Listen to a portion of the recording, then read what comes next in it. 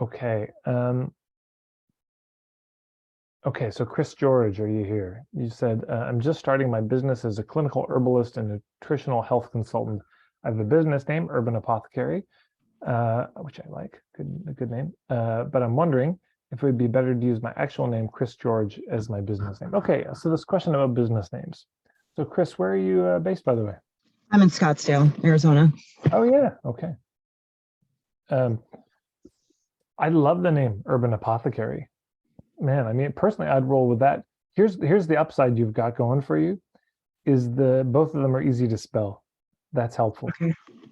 It's very difficult. I would just say if the spelling of your name was crazy, don't do that. If the name is difficult to spell, both of them are great. The thing I like about Urban Apothecary, if you check out marketingforhippies.com/oxymoronic, you'll see a blog post where I've written about this, about how compelling it is where business names are oxymorons, like marketing for hippies. You know, those two things normally don't go together, but you can combine them. Anyways, the blog post has a lot of examples. So Urban and Apothecary, I don't know, I like it. It's Apothecary has a kind of a, witchy, hedgerow sort of vibe to it, and Urban, anyway, I like it. Right, right. I think either are fine. Yeah.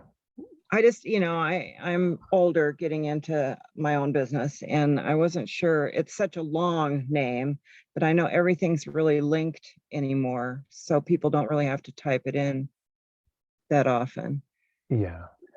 I work with Camille Freeman. She has, her name as her main website, but her business name embedded on the website. So I haven't quizzed her yet as to why she did it that way, but well, anyway. One of the things you can also do is you could have urbanapothecary.com and chrisgeorge.com, and they go to the same site. Place. Okay. Yeah, sorry, a lot of this technology stuff's new to me, the website part. I haven't really gotten all that sorted yet, so. No kidding. Oh man, all of us. You're in very good company there. Can I ask one other side question too? Sure. Yeah. I did get approved in the state of Arizona for Urban Apothecary. The domain name I had to get was Urban Apothecary AZ.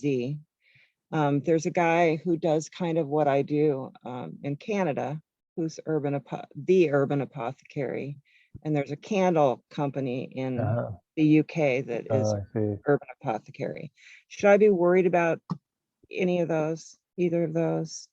Well, my guess is by that, but there's a lot of Chris Georges too. I mean, you may be sort of hooped on both sides.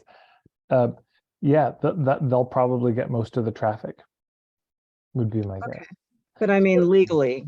It's fine. Not so much traffic. Yeah. I think it's fine. Okay. Cool. Thank you much. First time here. Appreciate it. Okay. Good to have you.